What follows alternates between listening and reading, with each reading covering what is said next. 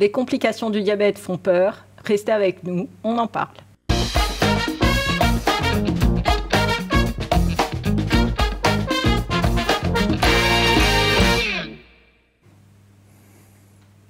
Bonjour à tous, j'ai le plaisir d'accueillir M. Steve Bourane, un chercheur à l'Université de La Réunion. Nous allons parler du diabète, qui est un fléau sur le territoire. Bonjour. Bonjour. Qui est Steve Bourane? On entend parler, comme quoi c'est un chercheur réunionnais qui a réussi. Donc, dites-nous tout. Donc, moi, je suis Steve Bourane, je suis chercheur à l'INSERM depuis 2019. Et je suis également responsable d'une jeune équipe de recherche labellisée ATIP Avenir.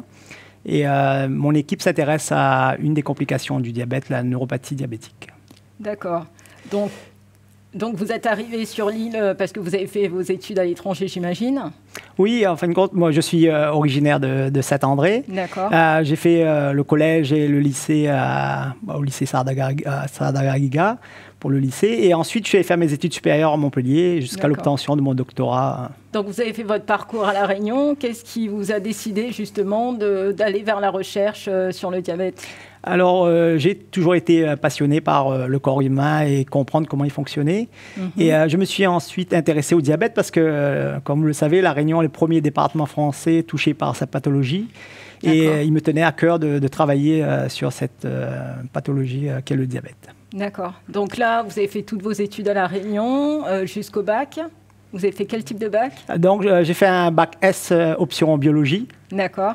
Donc, vous avez toujours été dans le domaine de la science? Oui, j'ai toujours été passionné par la science depuis mon plus jeune âge, je dirais. D'accord. Et après, vous avez fait quoi après le bac? Donc, après le bac, je suis allé à l'université de Montpellier, où j'ai fait un DUG à l'époque de sciences et vie de la Terre.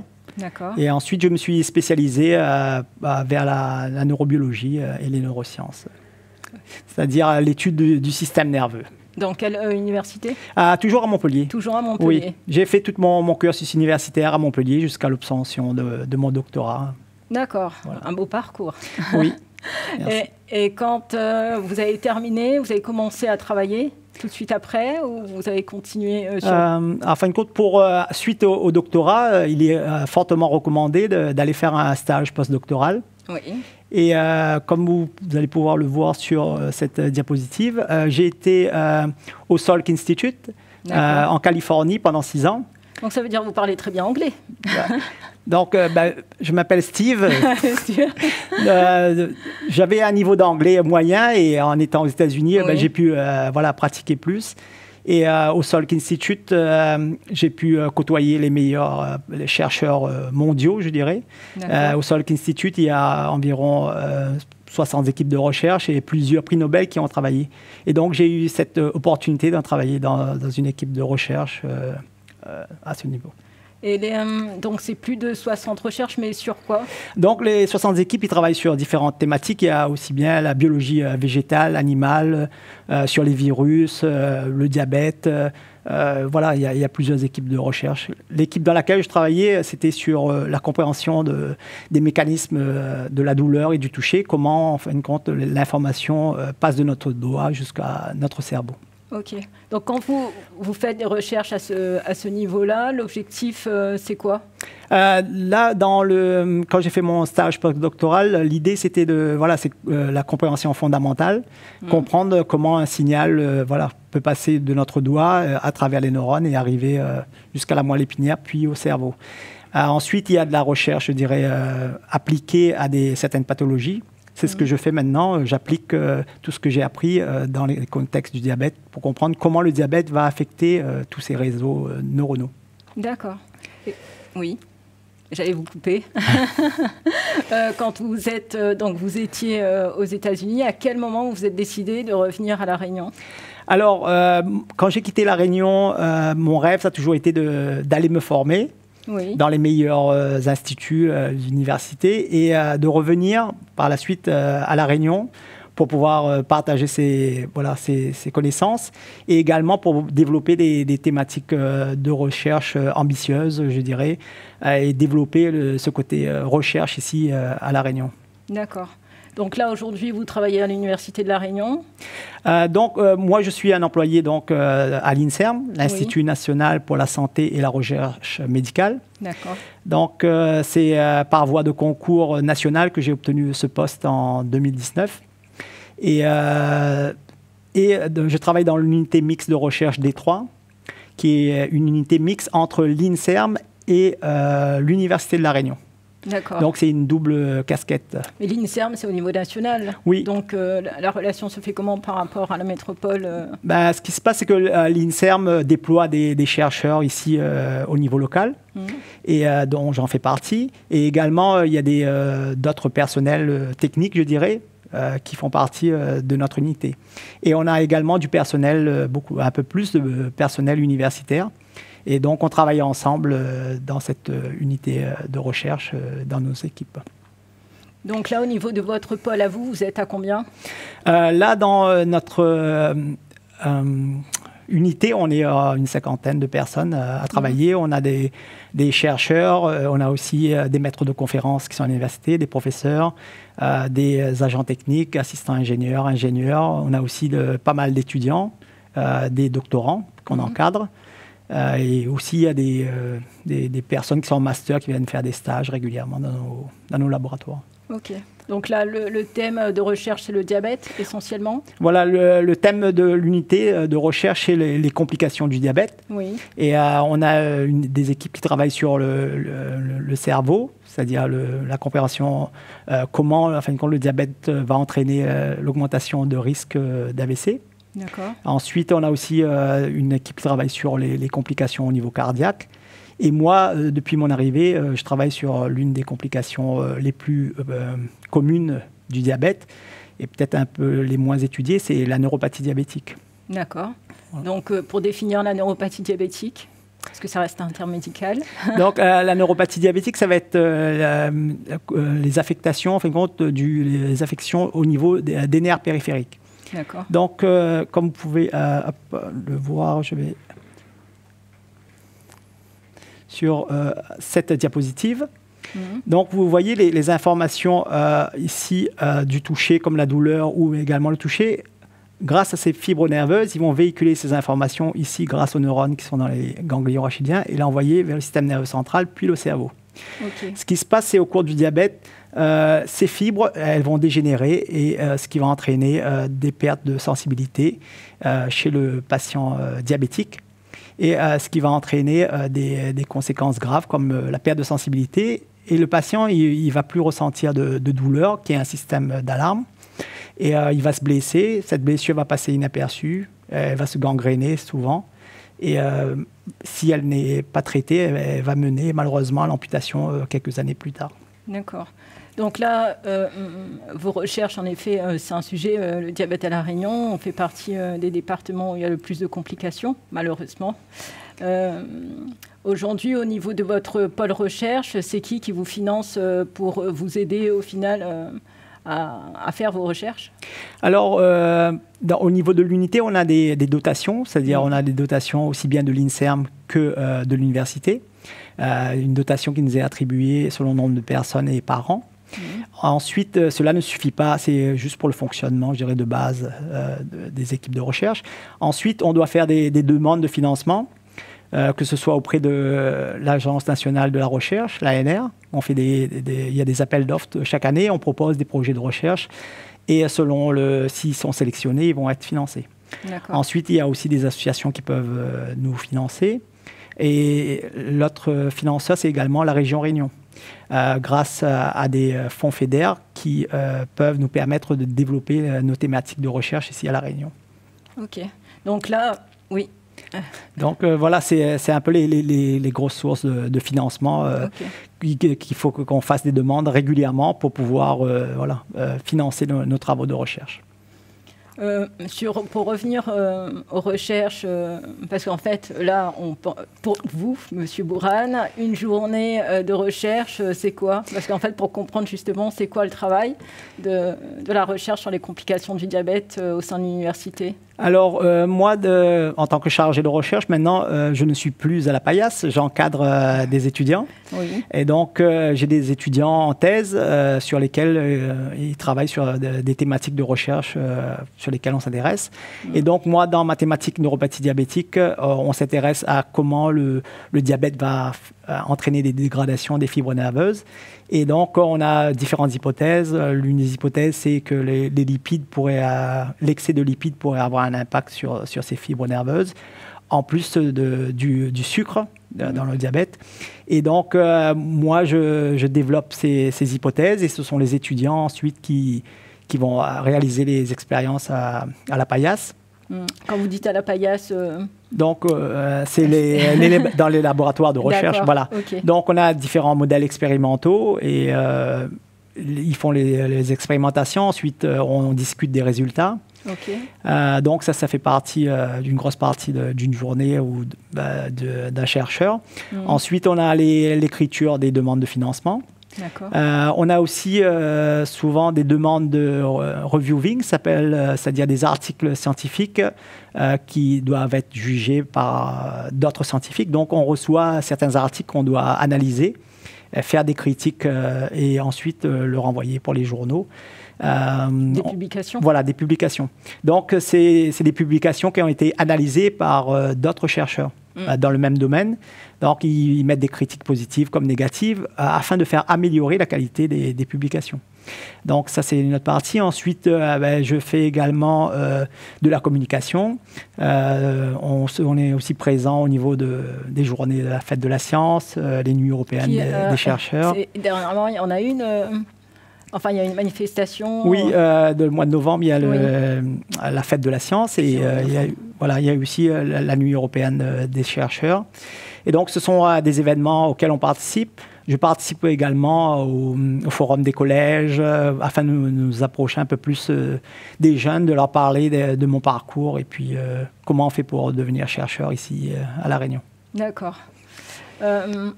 Donc là, on a vu, c'est quoi votre travail au sein de l'Université de La Réunion. Vous êtes sur un sujet phare qui est le diabète. Donc le nombre est à plus de 86 000 cas sur La Réunion. On entend souvent parler du diabète, mais il y a plusieurs types. Est-ce que vous pouvez nous préciser ou nous dire les différents types de diabète? Alors, il existe, je dirais, 3 grands types de diabète. Il y a le diabète de type 1, qui est un diabète qui touche plutôt les personnes jeunes. Et c'est un diabète qui est dépendant de la sécrétion d'insuline au niveau du pancréas. Où chez ces patients, il va y avoir des atteintes au niveau du pancréas et il y avoir une diminution de la sécrétion d'insuline, ce qui fait que le patient va devenir diabétique. Ensuite, vous avez les patients diabétiques de type 2 qui représentent la majorité, je dirais 90% des cas de diabète.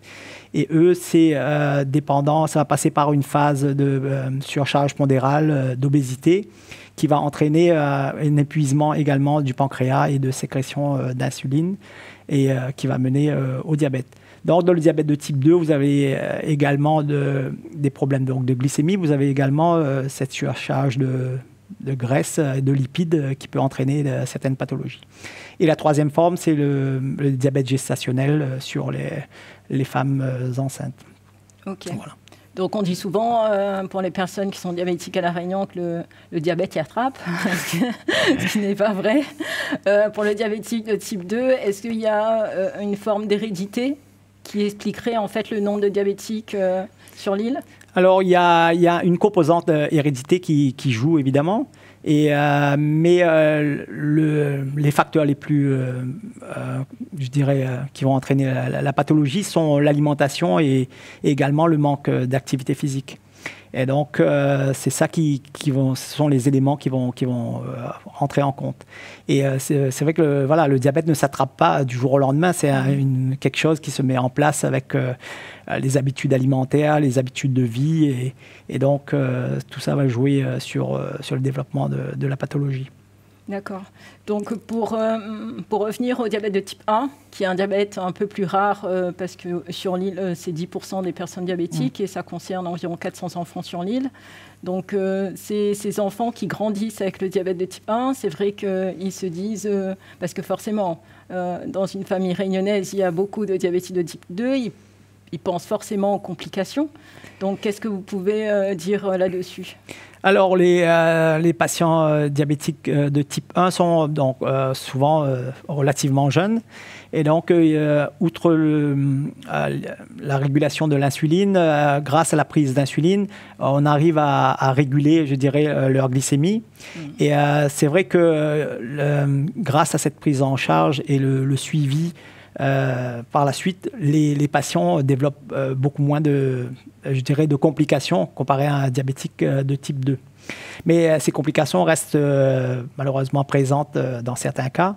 Et là également, c'est vraiment la régularité de la prise en charge et le maintien de la glycémie qui va faire que le patient va pouvoir grandir et se développer sans développer de grosses complications, je dirais. D'accord.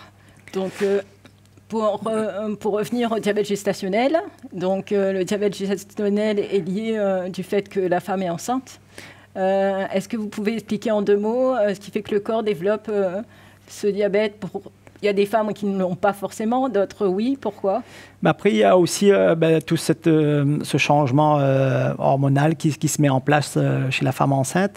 Et souvent, ce qui se voit, c'est que c'est la prise de poids qui va entraîner également cette résistance à l'insuline au niveau des tissus et faire que malheureusement les patientes développent ce diabète gestationnel au cours du développement de l'embryon. D'accord, ok. Merci pour ces précisions. On va revenir sur votre carrière. C'est vrai que vous avez un parcours formidable, il faut dire ce qui est. Est-ce que pendant tout ce parcours, vous avez eu un mentor qui vous a accompagné, qui fait qu'aujourd'hui, vous en êtes à ce niveau? Alors, mentor, je ne dirais pas un mentor, mais j'ai eu plusieurs exemples, je dirais, au travers de mon père, mes oncles, tantes, plusieurs personnes de la société, comme j'aime bien la musique, le Maloya, Daniel Varro, d'autres personnes comme ça qui ont, je dirais, influencé ma façon de penser, ma vision de la vie. Et c'est vrai que ce parcours, aujourd'hui, on voit, c'est un parcours brillant, mais derrière ce parcours, il y a eu pas mal d'échecs. Qu'on parle très peu. Et je voulais juste faire un aparté là-dessus. Si vous regardez cette diapositive, donc là, vous voyez Steve tout jeune. C'est votre photo à gauche, la photo d'école, juste avant d'aller à l'école. Okay. Et là, vous voyez, ce que j'ai essayé de représenter, c'est que souvent, on voit la photo en haut à droite, chercheur à l'INSERM, mais on ne voit pas tout le chemin parcouru. Et c'est vrai que vous voyez, il y a eu un redoublement CM2, redoublement terminal. Le bac, je l'ai obtenu la 2e année, au second tour avec un 10 de moyenne. On pourrait dire que l'école, ce n'était pas forcément votre ami, en fait. Donc, ce n'était pas forcément, je dirais, ça, mais ce qui s'est passé, c'est que très jeune, en fin de compte, j'ai eu le décès de ma mère à l'âge de 10 ans. Je pense que ça a dû impacter sur ma façon d'être à l'école. Et donc, un peu turbulent, mais par la suite, quand j'ai trouvé ma voie et la recherche dans les neurosciences, je me suis consacré à ça et c'est là que tout est parti, je dirais, et j'avais découvert ma passion. D'accord. Aujourd'hui, je vois qu'au final, quand on regarde redoublement CM2, terminale, première année de licence. Et même, il y a eu les échecs au concours de chercheurs. La première, 2e année, mais souvent, comme je dis en créole, tipa tipa ne va arriver parce qu'il faut toujours y croire. C'est un bel exemple, comme quoi vous avez persisté, vous avez réussi. Aujourd'hui, s'il fallait donner un conseil à nos jeunes pour justement poursuivre leurs études et pourquoi pas dans la recherche, peut-être pas dans le diabète, mais d'autres pathologies, quels conseils vous donnerez? Alors, souvent, j'interviens, je donne des cours de temps en temps à l'université, et c'est vrai que ce que j'essaie de dire aux étudiants, c'est de trouver leur voie, qu'est-ce qui leur passionne. Et une fois qu'ils ont trouvé cette passion, ils vont apprendre et puis ils vont se lever le matin pour aller travailler sans y penser, parce que ça va être forcément un travail, parce que ça va être une joie d'aller faire ce qu'on aime, je dirais, notre passion. Il y a ça, et ensuite il y a le fait de faire de longues ou de courtes études, ça dépend de l'objectif fixé. C'est vrai que moi, voilà, c'était un parcours long, mais l'objectif est atteint. C'est vrai que je leur dis parfois, peut-être il faut, voilà, si on redouble, il faut pas s'arrêter à un échec. Okay. Des échecs, on en a, tout le monde en a déjà eu. Il faut utiliser cet échec comme une force pour avancer et pas quelque chose comme un boulet qu'on traîne. Donc, il faut rebondir. Voilà. C'est exactement, c'est un peu les messages que j'essaie de passer aux étudiants. Voilà. Quels sont vos projets pour l'avenir ? Alors, mes projets, j'ai pas mal de projets professionnels au niveau recherche. On continue à développer nos thématiques de recherche depuis que je suis arrivé à La Réunion. Là, très prochainement, on est en train de travailler sur les publications des résultats qu'on a obtenus pour le faire connaître au niveau mondial, je dirais. Et ensuite, l'un de mes grands objectifs à plus long terme, c'est de tout faire pour faire diminuer le nombre d'amputations et également d'hospitalisations de patients atteints de problèmes de neuropathie diabétique et des problèmes aux pieds. Donc l'idée, c'est de rassembler tous les acteurs autour d'une table et de discuter de ce problème afin d'aller vers les patients et de faire une filière afin qu'on puisse s'occuper d'eux et les traiter bien en amont que ces plaies ou ces amputations arrivent. Ok. Donc là, donc c'est votre projet. Voilà. Pour les patients diabétiques réunionnais.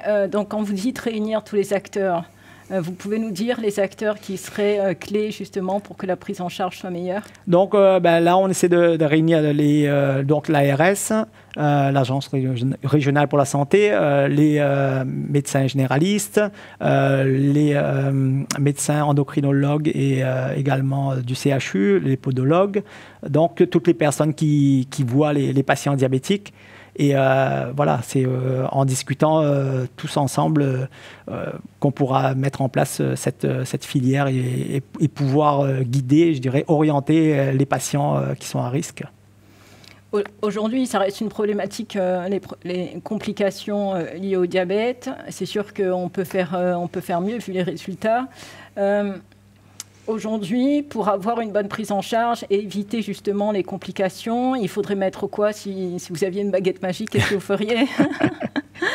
Donc, moi, je fais de la recherche. L'idée, c'est de trouver un médicament, je dirais, au point final. Oui. Mais je crois beaucoup en la prévention. C'est-à-dire, comme on dit, mieux vaut prévenir que guérir. Donc, je pense que voilà, dès qu'on prévenir la population des conséquences et des risques que peut avoir le diabète, sans les effrayer, mais leur dire que si ils se prennent en charge très tôt, il y a beaucoup de complications qui vont être évitées, beaucoup de visites à l'hôpital qui vont être évitées également. Et ceci va faire diminuer les coûts exorbitants pour le système de santé également. D'accord. Aujourd'hui, une personne diabétique est censée voir un podologue tous les combien? Ce qui se passe, si vous regardez sur l'une de ces diapositives, c'est... Donc, non, je ne l'ai pas ici. Donc, le podologue, en fin de compte, là, vous pouvez voir l'évolution des complications du diabète, donc au niveau de l'AVC, du rein et également du cœur. Mais vous voyez que les amputations au niveau les plaies du pied sont en constante progression entre 2016 et 2019. Et ce que je me suis rendu compte, c'est que dans les recommandations pour le patient diabétique, il n'y a pas forcément une visite recommandée chez le podologue. Et donc, c'est quelque chose que j'ai évoqué récemment au niveau de l'ARS afin de faire changer ces recommandations. Et dernièrement, il y a aussi un changement de loi au niveau des consultations chez le podologue, où auparavant, le patient diabétique allait voir un podologue uniquement lorsqu'il avait une plaie développée. Okay. Donc, c'est-à-dire, c'était un peu déjà avancé. Maintenant, avec le changement de réglementation depuis le début de l'année, les patients pourront aller voir un podologue, même s'ils n'ont pas, les patients diabétiques pourront aller voir un podologue, même s'ils n'ont pas encore développé de plaie. Du coup, le podologue pourra faire une gradation et évaluer le risque podologique chez ces patients qui n'ont pas encore développé de plaie ou de pathologie au niveau des pieds. Donc, on pourra, à ce niveau, déjà les orienter et les alerter. D'accord, donc là, on va être dans la prévention, vraiment. en sachant que la prise en charge des visites chez le podologue est remboursée en totalité, j'imagine. Oui, mais là, auparavant, c'est pour ça qu'il fallait être de grade 2, c'est-à-dire déjà avoir des plaies pour être remboursé. D'accord. Et maintenant, les soins pourraient être remboursés dès les grades 0, c'est-à-dire même en étant diabétique, on pourra aller chez le podologue pour faire une évaluation des pieds. D'accord. Donc là, sur l'île, vous savez combien de podologues non, là, le nombre de podologues sur l'île? Non, là je suis en contact avec l'UAPS Podologie, mais je ne pourrais pas dire exactement le nombre de podologues. En tout cas, oui, ça reste une belle avancée du fait qu'ils peuvent consulter sans forcément débourser. Voilà.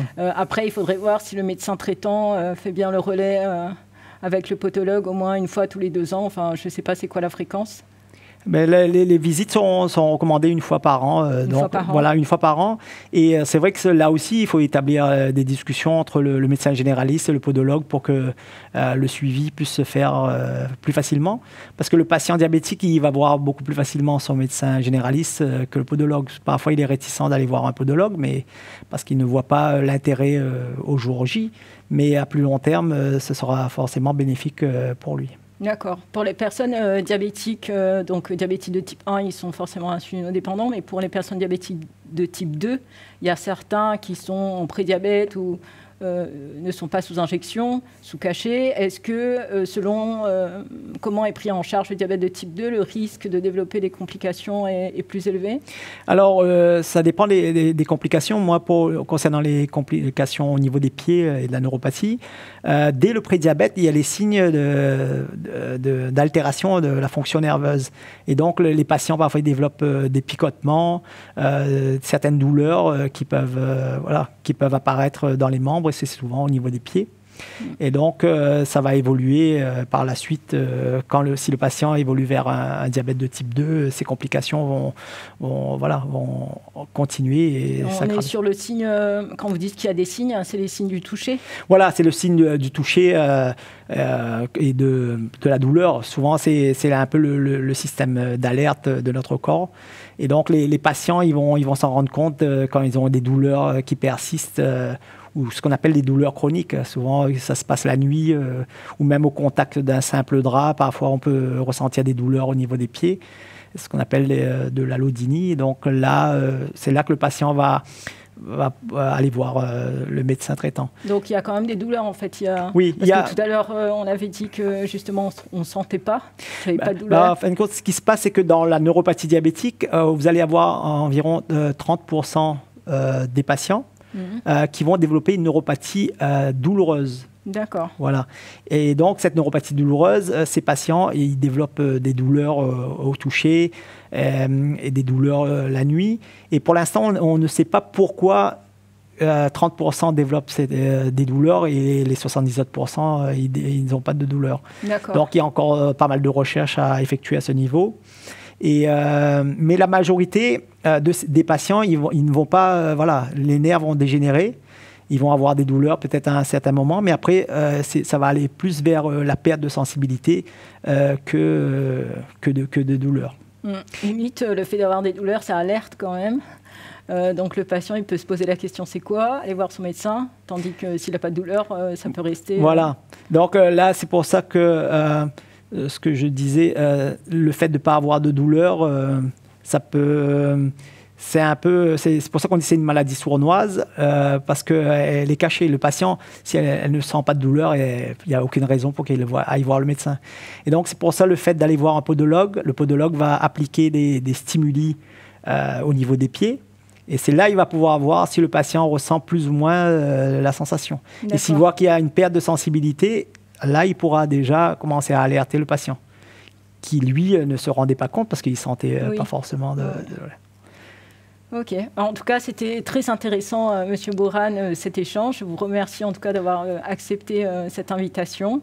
Je vous dis à bientôt pour une prochaine causerie. On va aller plus en détail sur les recherches et sur le fonctionnement du corps. À bientôt. Au revoir. Bientôt. Merci.